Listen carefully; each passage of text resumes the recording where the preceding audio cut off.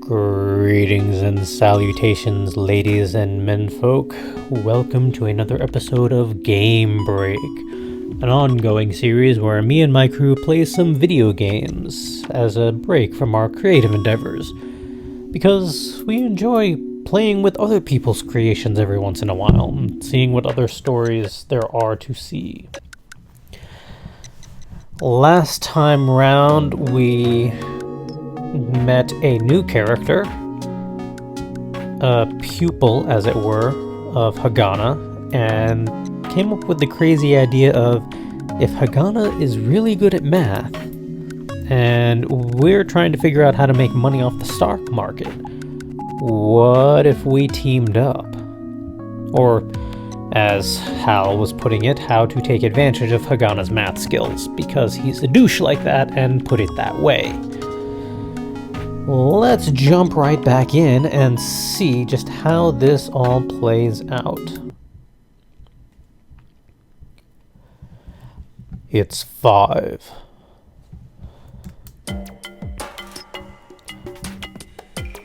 Startled by a voice, I sprang up. Hagana was standing outside the door.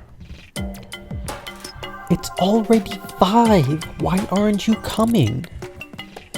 She had stated it quite bluntly.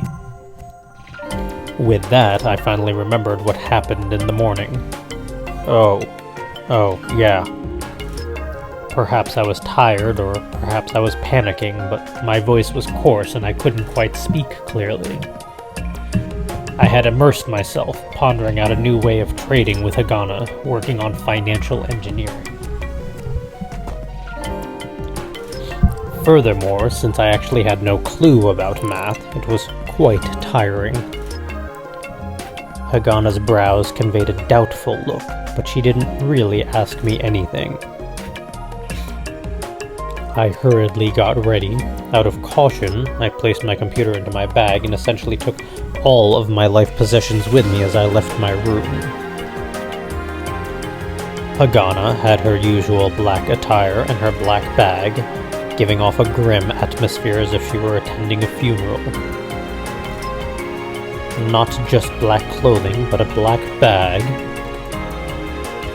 An orange bag wouldn't have worked with these clothes.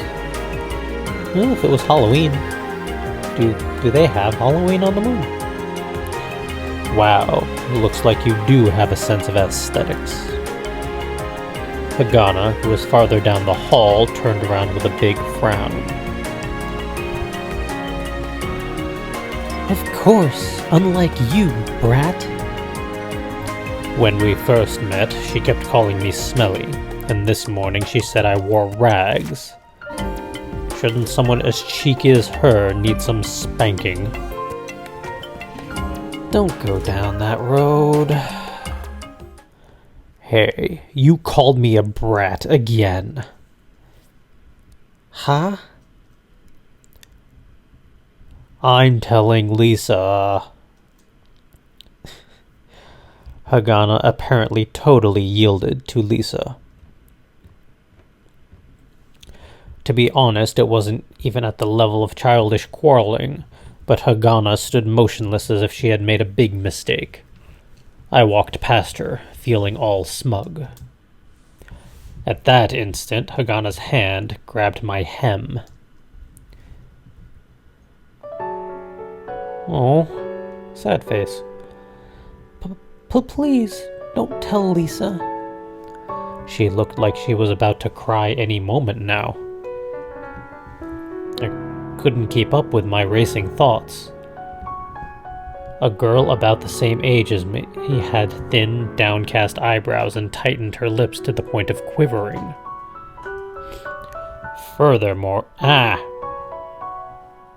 too quick. In that situation, there wasn't much you could do, even if you had done loads of weight training. I had forgotten I was dealing with Hagana, and tried for the life of me to find the proper words. In that regard, my memories were flashing by me as if I were on the verge of death. I heard that this happened to people who were on the verge of death because it was something to allow the person to find possible routes of salvation from past memories. And what I finally remembered was something terribly simple. I won't. Really? Hagana was looking at me almost clingingly with upturned eyes. This was the face she had when I was about to spill the beans about the incident with Toriyama. I guess she wanted to keep up appearances with Lisa even more than I had imagined. After I nodded, she stared at me for a while before finally letting go. Well, what is it? Hagana flung a totally unintelligible question at me after slowly returning to her normal poker-faced self. What? I'm asking you what it is. Her brows were showing signs of frustration. While being shocked at this utter transformation, I was eventually asked back, totally not understanding the meaning of her words. What are you talking about? I don't understand. I really don't understand. Thus, I couldn't help but feel hesitant at the unreasonable Hagana, who had posed me an unintelligible question while looking at me with frustration when I wasn't able to answer. However, Hagana's behavior was also kind of strange. And then, the reason for this came to light. While being frustrated, she finally turned her eyes away and responded painfully. Your name. I somehow managed to hold in my laughter, but I did end up spitting out some air lightly. Hagana looked at me with scorn in response, as if I were some rude person. Well, most of the times you are, so fair enough. However, tightly sealed lips made it obvious, even to me, that she was trying to hold in her embarrassment. While leaking some air between my teeth, I replied, Kawara Yoshiharu. Huh. I don't remember it being that long. Yeah, that's right. We were calling him Yoshi. Oh man, that was ages ago. Can't remember the last time I called him Yoshi. Are you making fun of me? Hagana's glaring eyes were saying that to me, but I simply accepted that and replied, Oh yeah, that's my real name. Hal was the name that Lisa gave to me. Hagana looked at me, totally shocked. Your real name? Are you an idiot? Those words simply flowed out of her mouth. You've also ran away from home, so it's not like you'd go report me, right? Hagana might be strange, but she fully understood the meaning of a runaway youth letting someone know their real name. She was definitely intelligent, and she wasn't lacking common sense. But there's no need to tell me that. Huh? A reason? But, well, there was that. What? Hagana had no expression on her face, but she was almost asking me angrily. This time I was a bit bashful when answering.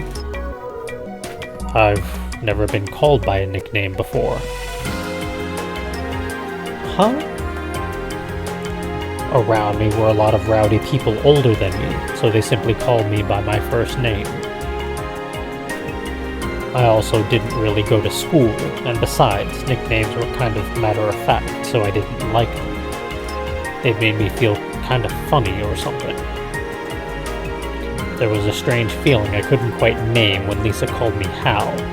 It was definitely not a bad sensation. However, with the current situation, it didn't feel quite right. feeling all flippant over being called a nickname by some woman amounted to being a coward. So, if you're going to call me something, then Kawara would be kind of bad. You could just call me by my first name. Well, if that annoying lady weren't around, you could just call me Brat or Hey You, and I wouldn't mind. With my light proclamation, Hagana looked down and pondered my words. She looked like a kid who had been tricked too many times. Aw. A skeptical girl in black clothing. The notion that it was clothing appropriate for someone like a funeral popped back into my head. Or perhaps it was the clothes she had on her when she was sold. Aw. So, can I just call you Hagana? She nodded at my question. After nodding, she opened her mouth to try to say something.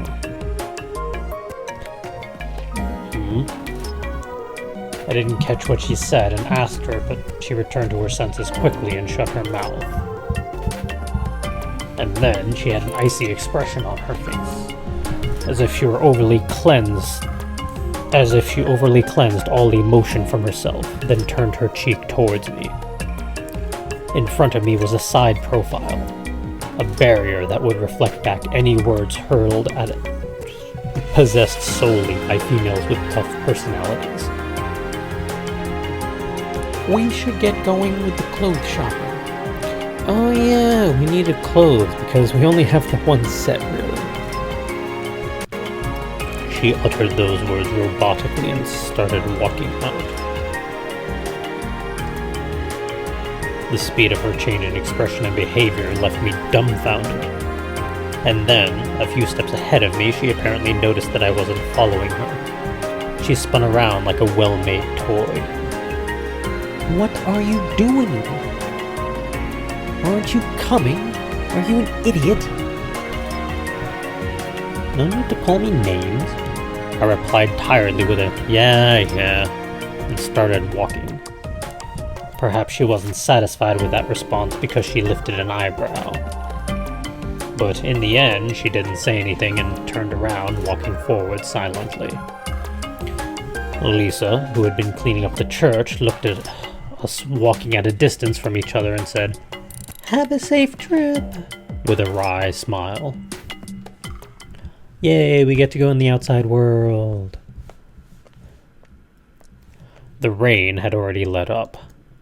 The carved-out limestone cliffs and the winding, narrow streets, drenched with water, were sparkling under a simulated sunset. Normally, I'd be exploiting the low gravity and taking flying leaps from wall to rooftop and vice versa, but Hagana wasn't cut out for it. Of course, it wasn't that she was a girl. There were sports programs where a bunch of girls with bodies as flexible as felines would run through very complicated terrain as if they were ninja warriors. However, these activities just didn't fit Hagana. It would be more fitting for her to be scrunching up her eyebrows and sipping tea outside of the boisterous and sweat-filled stadium. And so, we were currently walking towards the shopping center, supposedly located on the second block, and Hagana would look back at me occasionally. It wasn't that she was carrying a torch for me or anything like that. It was just too much for me to be able to walk alongside a girl, so I kept a bit of a distance. Okay. And since we were walking slowly through the streets, there were a lot of things I wanted to see. Therefore, I could understand Hagana's irritation, seeing as I had trailed behind so many times. At any rate, there wasn't a thing in the world that you couldn't attach a price tag to, and therefore the streets were a treasure trove of information to me. It's because as long as something could be sold, something would be earning a profit on it. What I wanted to know was who, in this case. For example, I myself couldn't make money by going into the building materials business, selling materials and working on construction. However, I could invest in the company that did that and be able to share in the profits. I could do this via stock investments. If I could earn money without having to pour hours of my own sweat into it, then wouldn't that be the proper thing to do? I had less respect for those who worked the soil and grew vegetables like my parents, and more for those who bought the crops from my parents and sold them at a profit. By just investing in the latter party, I could even save myself the work of doing the actual reselling. By glimpsing at the houses along the street, the building materials, the doors, the toys hanging from the window frames, and the furniture and electronics that could be seen, I could determine that people in the income bracket here bought and what was currently popular. What people passing by wore, what terminals they had with them, and what stores they went into. If there were indeed 4,000 or so companies trading on the stock exchange, one would definitely be able to see a product from at least one of the companies everywhere you went. The seeds to money-making lay all over the place, and I was merely peeling back the fruit to get at the seed. And this method was the fastest and best way to get rich, or should have been. Right now, my confidence was wavering as to whether this was really the best way. As a result, I thought up getting Hagana to learn financial engineering and then leveraging her power.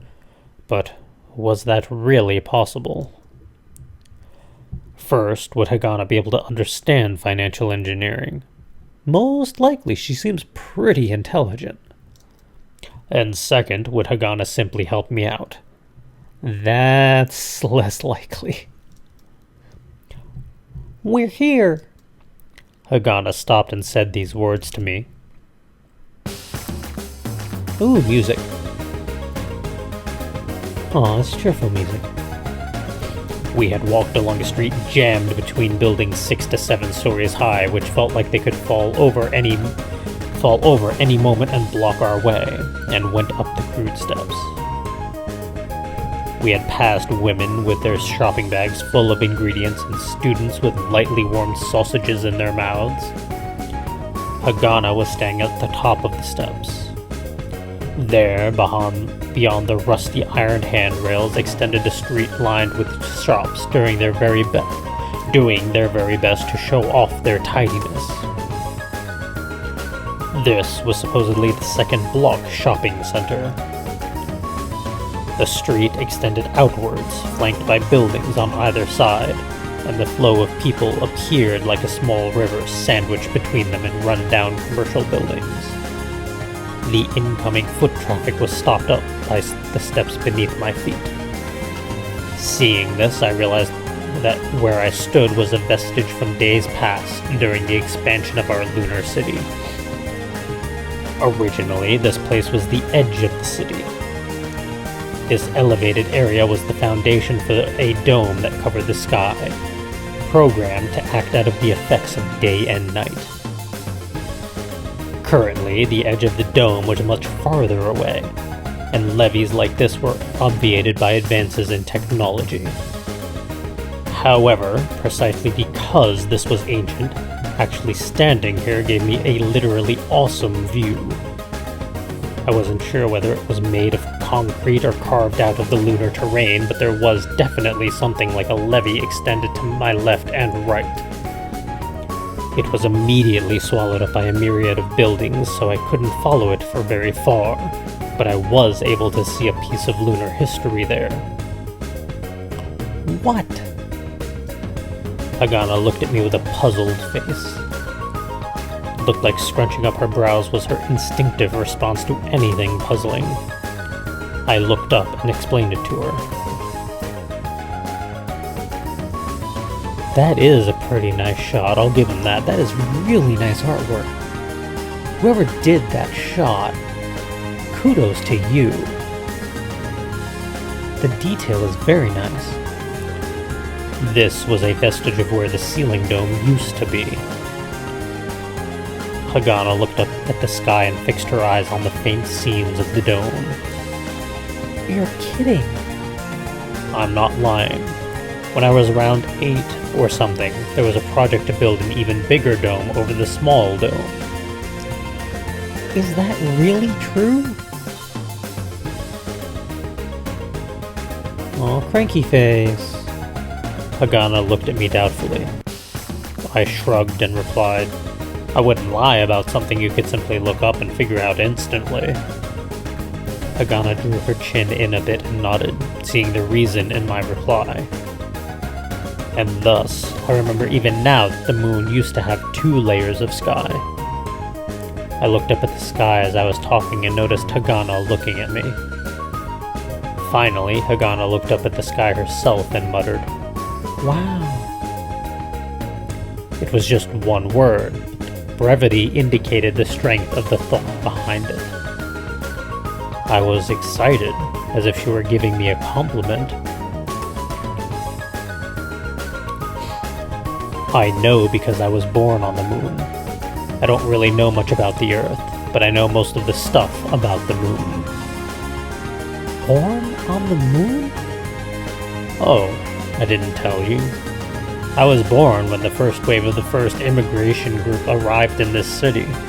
I'm about the same age as this city. Hagana looked like she was truly quite surprised, and I felt a little pride in myself. However, the surprise from her face eventually disappeared, and she returned to her normal poker face and said, Well, it takes many years for a city to be built, and so you can't be of the same age. Well, the time it takes for a human to be created isn't counted in the age, right? I guess you're right. For a second I thought I had surprised her again, but Hagana nodded as if she understood some profound truth. Well, looking up at this again, once in a while, I do wonder at the amount of effort put in to create this. As I talked, I squinted at the dome that made up the sky on the lunar surface. As one of the top public work projects in the history of the lunar surface, it involved over 1,000 different enterprises. However, whenever I looked up at the dome inside, it wasn't about the technologies that made this dome possible, but something easier to understand.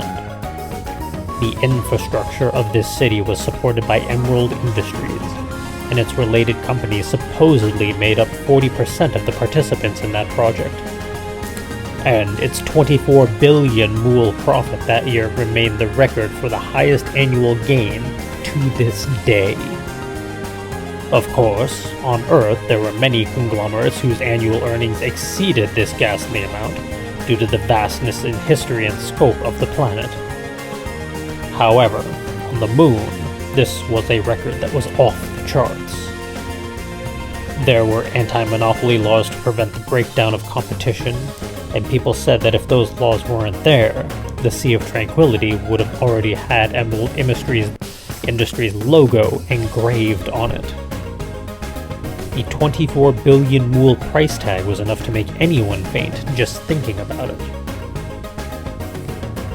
For people working in the shops along the second block of the 6th outer section, hourly wages most likely range between 5 and 7 mools. Let's say they made 80 mools working 10 hours a day. Working 30 days non-stop in a month resulted in 2,400 mools. A year would be 28,800 mools. Working from the age of 20 until the age of 60 would be a bit over 1 million mools.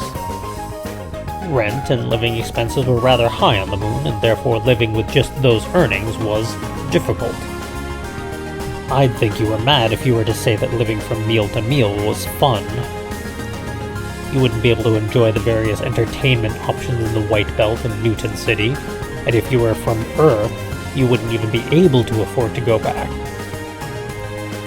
To live a life where the things you couldn't do vastly outnumbered the things you could do would make life meaningless, in my opinion.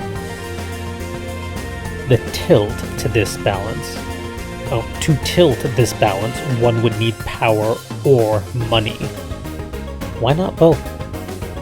And using money and power, Emerald Industries left a mark where no entity had left a mark before in the history of the moon. Is there something in the sky? Am I still staring after all this? I came to quickly upon hearing Hagana's words. Nah, I was just thinking a bit about an existence above the clouds. Of course, being born on the moon, I had never seen real clouds before, but I knew about them through videos and stories. Thus, I felt that this expression was quite suitable. Hagana, who definitely wouldn't know about Emerald Industries, looked questioningly at the sky and then stared at me with surprise. You believe in God? Ha, you mean like what Lisa talk about? Oh Lord, who lives in the kingdom of heaven? People on Earth believed that the afterlife existed beyond the heavens. Certainly, to people interested in making money, the moon was probably heaven. But in this era, there probably weren't many people who'd use that word to mean anything other than a happy place. It's like people starting to not think of actual, difficult to use and outdated books when the word book was mentioned.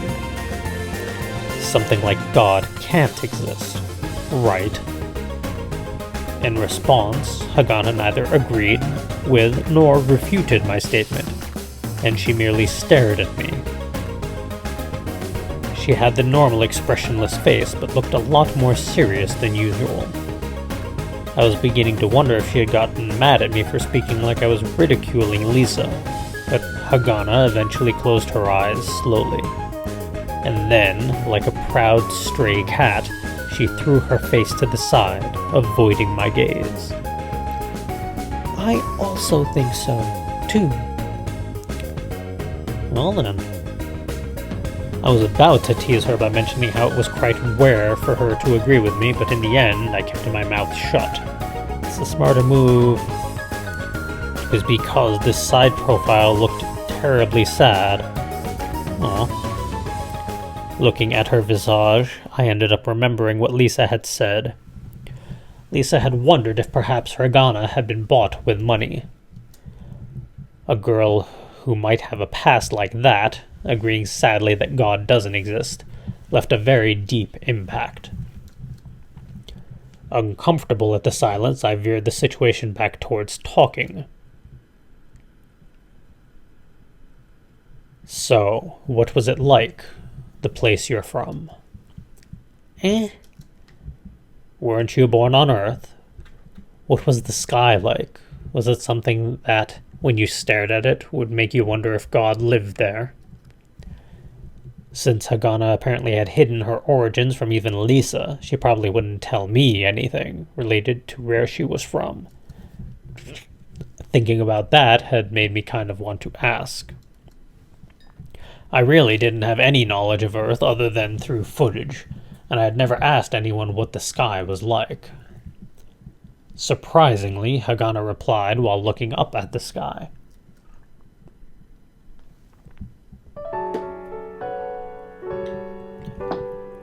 It looked kind of like what it does here. You mean like the moon? Yes, there were lots of mountains and many cliffs. The trees had a ton of prickly things that would prick you if you touched them. Winter was cold and summer was short. There was a lot of fog, a gray place. Even if I hadn't visited Earth, I had a rough image of Earth's geography. Cold winters would point to the northern hemisphere, and a place where conifers grew had to be quite high in latitude. But as she continued speaking, Hagana squinted and tried to peer through the dome at the spot where the Earth stood. sometimes it would clear up, and the sky was very blue. The lushness of everything would only shine during those moments. It probably wasn't a bad lie to say that this was something created by God. At the end, Hagana added in something surprisingly thoughtful. However, from that tone, I didn't think that her days were always happy where she grew up. There might be rough folks back home who'd be able to guess where she came from. However, I still couldn't fathom a sky so blue that would make someone wonder if it was created by God. A blue sky would just be the dome covering a lunar city, created scientifically. However, there wouldn't be one person who'd look at that and think without a doubt that this was created by God, and thus, compared to Earth, the moon probably didn't have much of a sky. Hearing the folks from Earth priding themselves over where they came from would merely irritate me. But all that Hagana had said led me to want to take a look for myself. While pondering those things, I looked up at the dome with Hagana. Instead of talking about this, let's go get this clothes shopping done already. Hagana, however, looked back down and spoke to me officiously. For me, who had felt a bizarre closeness to Hagana, it felt like being suddenly pulled out of a dream. Yeah. So, which store should we go to? She asked me with the usual cold gaze. Before I answer, why would you think I'd know the answer? Didn't you instantly find where those flowers would be? So why wouldn't you be able to find a clothing store? That's an odd stretch of logic, but I can kind of see how her thought process would lead that way. Isn't that obvious? Are you an idiot? Please don't say that out loud. Oh, that's what her furrowed eyebrows were saying to me. Going beyond anger, I replied contemptuously. Oh, it is as you have so eloquently phrased. However, a trifling small matter that still remains. Why must I toil and seek out wonderful garments for your highness? Perhaps you could care to enlighten me on this matter. I have no idea what you just said. She returned my sarcasm with a cold tone and an astonished expression. Please repeat it. And with that single phrase, I ended up having to acquiesce, being at a loss for words. Hagana was staring at me as if there were some bizarre person in front of her. Lisa, Hagana, there sure were a ton of annoying women around here. And there's the douchiness. Alright, I got it. You're so annoying. Yeesh. You got it. What did you get? I really got angry, but even I knew how embarrassing it was to yell at a girl in the middle of the street. I swallowed my words, and Hagana looked at me with even more suspicious eyes. Ignoring Hagana, I took out the computer from my bag and turned it on. And during the few seconds of booting, Hagana let loose a fully drawn arrow. What's this? Are you an idiot? True, I probably was the one being an idiot. At least you realize it. Looking at me, she shrugged, implying that it was totally impossible for her to comprehend. I really wanted to make her cry uncle someday, but I couldn't figure out where to start. Reeling in my impotent anger, I searched for clothing shops like I was her servant. And then, as I stared at the computer screen, I realized the moment to make her cry uncle might be coming up sooner than I'd thought. Here, I found it. Okay. Looking at Hagana nonchalantly answering me, I chuckled to myself.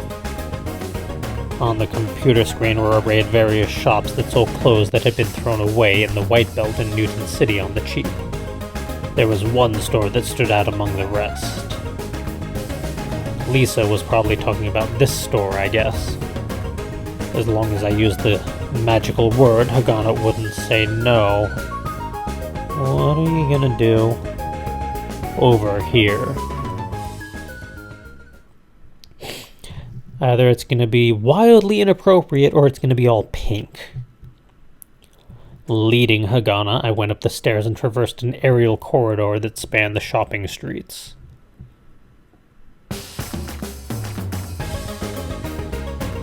This aerial corridor connected hallways between buildings, and each floor contained one walkway lined with shops. I stood in front of one shop as I looked down at the stream of crowds. This shop was carved out of the cliff wall that a building was leaning against. It was a common way to save money on construction costs. However, what made me smile with satisfaction was that I had wagered that the shop would have this type of appearance. Fancy Mall Luna. Magical fashion. Oh no. The sign was written in a cringe-worthy font that would make people faint. Inside the store were fantastic things that one would wonder who'd ever want to try on. It would be the antithesis of the math-loving Hagana, clad in black from head to toe. What if you have to put it on? The store was full of apparel with polka dots and gaudy stripes or dyed in colors that would make people's eyes bleed. On either side of the entrance was a mountain of red plastic hair clips and strange, seemingly useless wooden badges. I heaved a sigh when I realized that all the goods here were something profitable to someone, whether they were shipped from Earth or made with the limited resources of the moon. I really felt the weight of the fact that not everyone doing business on the moon was an upstanding person. Just by peering into the shop, one could see many girls with their heads in the clouds. If the black-clad Hagana were to step in here, it would be as if a witch had entered the premises. I was chuckling at that imagery when Hagana came to a stop and placed her hand on the door handle. I had totally thought she'd be intimidated, and was truly shocked at her composure. With that, Hagana opened the door, then turned around and asked me, What? You think something like this would scare me off? I ended up imagining her saying that to me when faced with her cold gaze. However, this might still just be her acting tough. Nothing, I answered, pretending nothing was wrong. I see. Hagana gave an easy reply and went into the shop. But as she was about to close the door, she looked as if she'd forgotten something and turned around. You're not coming? Huh? Didn't Lisa say to buy the clothes at this store? Yeah, but it doesn't look like where I'd be able to shop. I might break out in hives if I actually went into the store. Oh, you really didn't think about this, did you? Oh, you're getting dragged in there. You better be dragged in there. That's what you deserve. After listening to me, Hagana looked back and forth between me and the shop and tilted her head. Then I also want to shop where you'd be able to shop. Huh? We'd be able to get a discount if we all bought at the same place. Ooh, she's got you there. Such a lively line made me pause, but I was more at a loss for words due to how terribly logical this was. In either case, it looked like my heinous plan to make Hagana dress up in embarrassing pink and white polka dot apparel wasn't going to go well. You wouldn't believe how good it would make me feel to see Hagana all embarrassed in front of such fancy clothing. Douche. Not wanting to lose a chance at that enjoyment, I tried to make excuses.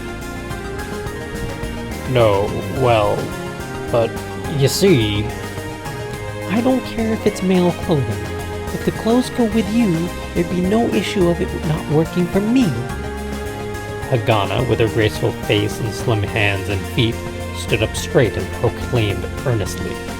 With that, there was no way I could form a rebuttal. It was so bad that I was able to imagine how she'd look dressed up as a boy, and I thought subconsciously that it wouldn't be all that bad. Okay.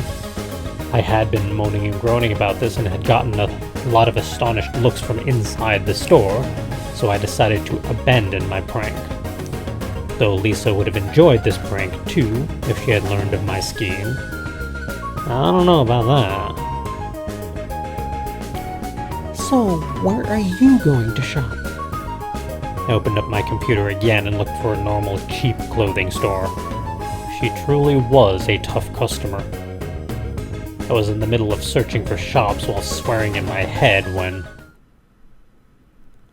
Miss Hagana! I heard someone call out. I looked up and turned in the direction of the voice, and in the aerial corridor 2 or 3 floors below, there were a few people around Chris's age who appeared to be elementary school students. They were full of excitement looking up at us. What the... As I was whispering to myself, a brown-haired girl I happened to make eye contact with got all bubbly, cupped her hands over her mouth, and whispered to the kid next to her. "Friends of yours?" I asked Hagana, and she replied quietly. "Students." "Oh?" "Goodbye, Miss Hagana." And then the gossiping girls gave us big waves and big smiles. There were, incongruously, 2 boys next to them who were struck dumb with amazement as they looked our way. Then the girls pulled the dumbstruck boys by their ears and brought them with them, disappearing into an alley by the building on the opposite side. What's with that? I said that, a little confused, but then I looked at Hagana and was even more surprised. She was waving back at them with a light smile. "What?" However, once she noticed me looking at her, that smile vanished. You could say that there was rather an unfair difference in attitude, but it's not like I was actually flustered by her smile. I was just totally shocked at how her expression became so gentle once she started smiling. Nothing. I suppressed my excitement, telling myself that it was only because it looked nice. And then, once I had regained my composure, I spoke. "I was surprised to see that you really are a teacher." It wasn't wrong to say that I was surprised at that, and thus it wasn't a lie. She was something, all right. Those kids didn't look like the type who'd listen to her, but they'd all become adoring fans. At least, it was something I couldn't do. "It's just teaching math, so even I could at least do it." I was again surprised at her unusual modesty, and looking at her strangely tough expression made me wonder if she was a bit embarrassed. "However, that's the only thing." "Huh?" Looking off into the distance in the direction where the kids disappeared, she whispered. "That's the only thing I can do." "Huh? What do you mean? Being able to do that is pretty good, isn't it?" I replied innocently, and Hagana shut her eyes and then slowly opened them. "Math isn't something that can solve the real problems of the world." I had ended up staring at her profile without noticing. Normally, she glared back at me with a "what?" but she merely glimpsed at me for a second, then continued looking far off into the distance. Perhaps she was just talking to herself. That was probably the case. Sold for her talents and brought to the moon, she had decided to run away from home for some reason. Plus, Lisa had talked a bit about Chris's circumstances. She was smart, loved to learn, and would skip out on lunch to earn money to pay for her tuition with Hagana and learn math from her. However, despite all that, it wasn't clear whether she'd be able to get into college with a scholarship.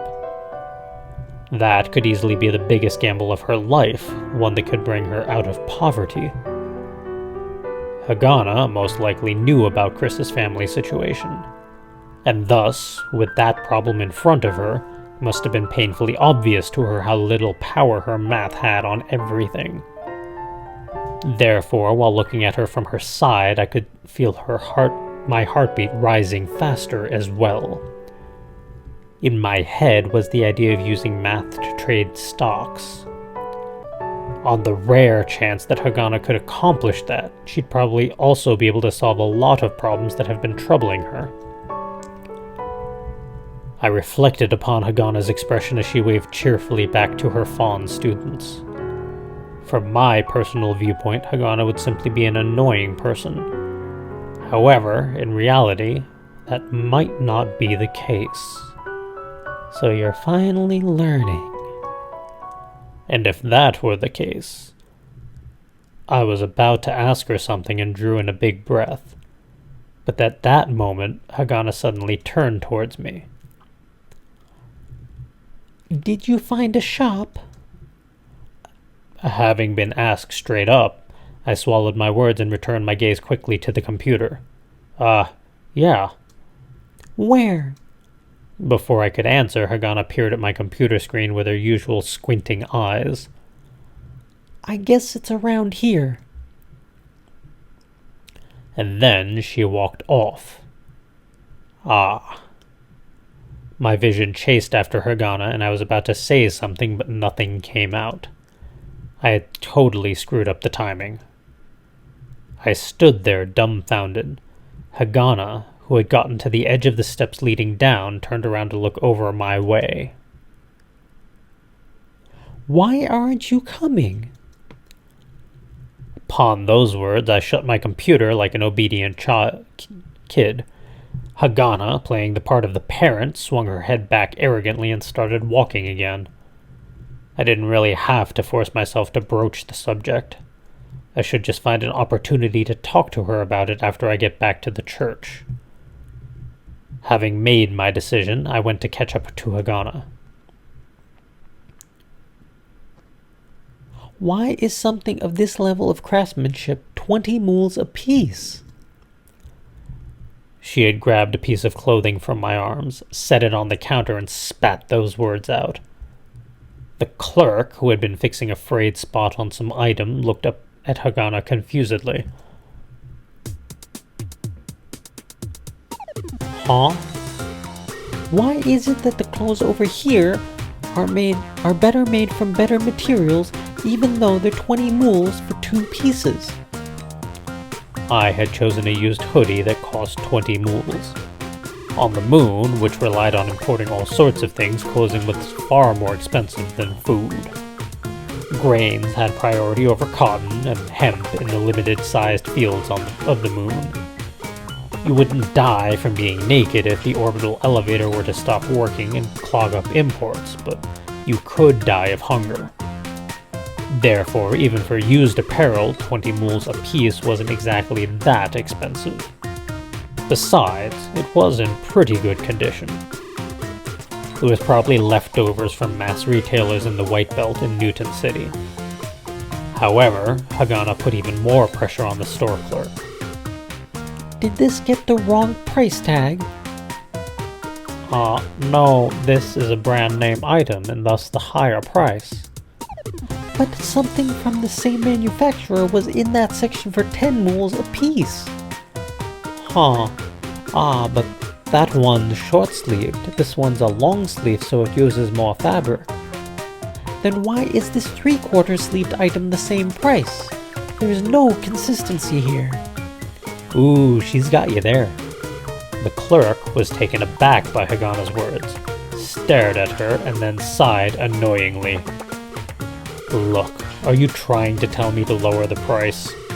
Yes. Point blank. Well, we don't give discounts here. That's odd, even though you have a discount aisle. Those are on discount because it works out for us. I got it. We weren't coming here today to just buy this. We also came here to buy these. Saying this, Hagana took out what was apparently clothing for herself from the shopping basket by her feet and placed them on the counter.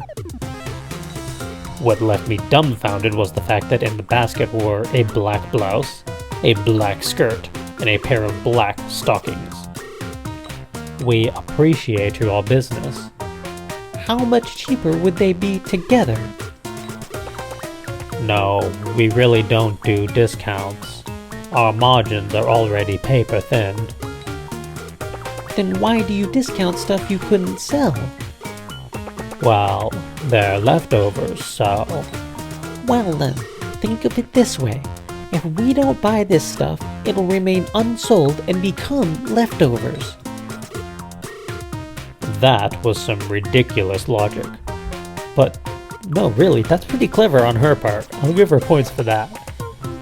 Unsurprisingly, the clerk thought it as ridiculous as I did. Look, we priced this at 20 mules because we believe it would sell at that price. When we announce a price drop to 10 mules, you can come back and buy it then. There's a chance it could get sold before then. Therefore, I'd like to buy it in advance by adding 3 mules to the 10 mule discount price. Oh, she's got you. Sneaky, sneaky. The clerk pulled back and looked down at Hagana while twisting his lips. I looked at the two somewhat nervously. Didn't I say this was a pretty good item? It'll sell for 20. Even though something similar is in the discount aisle. Like I said, there's a different manufacturer. There were also stuff from the same manufacturer. No, those weren't hoodies, you know? There were also hoodies. I'm saying those were a different manufacturer.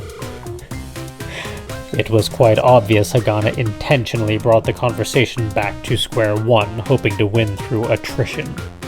To be honest, I was kind of anxious, not knowing when the clerk would explode. However, although he was a grown man, it looked like he had gotten used to the moon's gravity from his build. There'd be no way I'd lose to him if we were to get into a fight. Wait, when is it? Why would this get into a fist fight? This is just bartering, or not bartering, bargaining. Thus, what was making me anxious was something much simpler. The problem was that going this far would net us a discount of at most 10 mules or so. The situation had already gotten volatile, and it would be ridiculous to never be able to come here again over a mere 10 mules. Look, if you have a problem with it, buy elsewhere. The clerk had finally snapped. Hagana stared fixedly at the man, who was far taller than her. I'll make sure to remember the fact that such and such store clerk told me that. Gah. Just by looking at the second block shopping center, stores were obviously a dime a dozen. Everyone's struggling to survive, so it's not surprising that even a bit of bad reputation could be fatal. Hagana thrusted at the aisle at the sales clerk coldly. Okay, fine. 15 mules. She made it sound like she had given up. The clerk put his hand on his forehead and looked down, as if he had just met some alien who couldn't understand him. And then suddenly he looked up. I had totally thought a fight was going to break out, but the clerk simply replied with a grimace. Okay, I get it. How about 17? Okay. Yeesh. I'd never been such rough haggling before. I could totally understand how exploited the clerk felt. Going through all that just to save 3 mules was unfathomable to me. Here I thought I was shameless, but this turn of events showed me how surprisingly naive I was. Rather than pushing it to an explosive confrontation with the store clerk just to save 3 mules, I'd rather eat the 3 mules with a smile.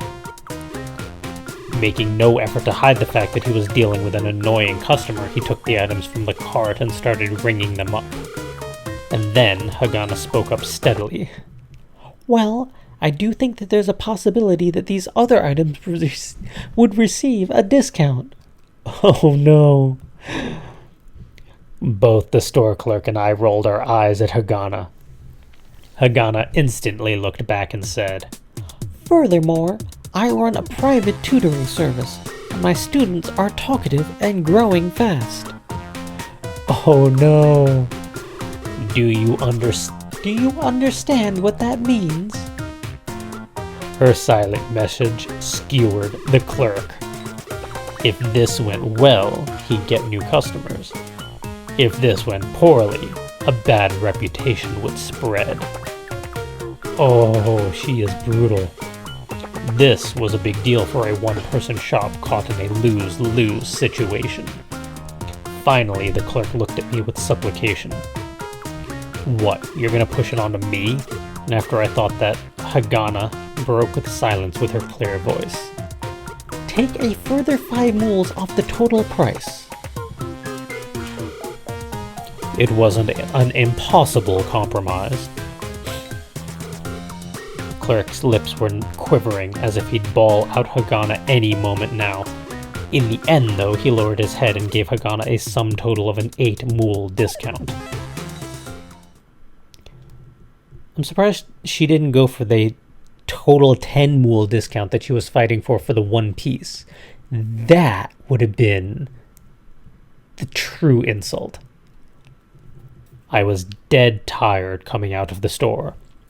Rather than receiving a thankful gesture upon exiting, we received a hate-filled stare telling us to never come back again. But Hagana acted as if nothing happened. Right after exiting the store, she asked me for my money.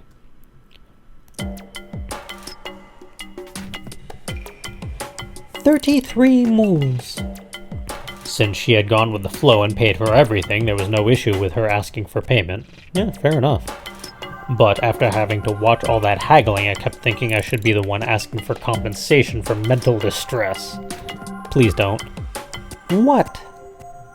Nothing. Not having the guts to really say anything, I was about to pay her the 33 mules she wanted, but then I noticed something. 33 mules. What? Isn't that odd? What I bought was a 20-mule hoodie, 2 shirts for a total of 18 mules, and a 3-mule towel. Right. That would be 42. Oh, close. Together, they should have been 41 mules. Just subtract 8 mules from that. That's what she said, but it gave me a pause. No, I'm definitely paying you the 41 mules. I had exactly 2 20-mule bills and 1 mule bill, so I gave them all to Hagana. 33 mules is enough. She stubbornly refused to take more than that. Weren't you the one who haggled down the price? I didn't do a thing. Regardless, just 33 mules is fine. What is she trying to play at? What the hell? I looked at Hagana a bit phased. This was like winning the lottery for pocket change. I can pay you the full price. You can't. Wait, why? Why not? Hagana remained silent and turned away with a sour look. Is this in payment for the cookies yesterday or something? Sighing, I took the 41 mules and shoved it in her bag. That's not going to go over well. Ah! It's not like I'm sweating over small change like that. Besides, that haggling was going overboard, you know. I stopped Hagana's hands from taking the bills back out. However, I didn't stop talking. I felt bad for the clerk, and we wouldn't be able to go back again. That place sure had good prices according to reviews on the net. Scratching my head, I looked over at the entrance of the store. In Japan, where my parents came from, I heard that you'd throw salt when an annoying customer leaves the store. I was half expecting the clerk to come out holding a jar of salt any moment now. Looking at the big picture, didn't we lose out in the end? Besides, shouldn't you at least learn about the feelings of... When I got to that point in my speech, there was a loud sound, and I found myself doubled over on the ground, clutching my shins. Ah, that hurt. The hell are you doing, you... I was about to call her a bitch, but then totally froze. Normally, were I to get kicked out of the blue, I'd fight back and throw my attacker onto the ground with me on top. Meanwhile, he'd be crying, howling, and getting the crap beaten out of him. However, in this case, I couldn't even get up. No, sad face. It was because Hagana was looking down at me with eyes about to let loose the torrents of the Nile. Wait, what happened? My head was swimming even more so than when I got kicked suddenly. I had no clue what I could say. Like an idiot, I looked her right in the eyes, from which tears could start flowing any moment. What released me from my paralysis was Hagana wiping her eyes brusquely, turning on her heel and walking away. I didn't have any time to stop her. I tried hurriedly to get up, but my shins hurt like crazy and I couldn't lift my foot, causing me to tumble over. My mind was wondering whether my legs were broken, but my eyes were fixed on Hagana. Through the breaks in the fences, I saw her going down the stairs and trotting across the aerial corridor. The passers-by all did a double take, and Hagana was wiping her eyes with her sleeves while running. She was crying. And we're gonna leave that there. We're gonna have to find out just how we hurt her feelings to that degree next time round. Thank you all for joining me, and until next time, go be creative.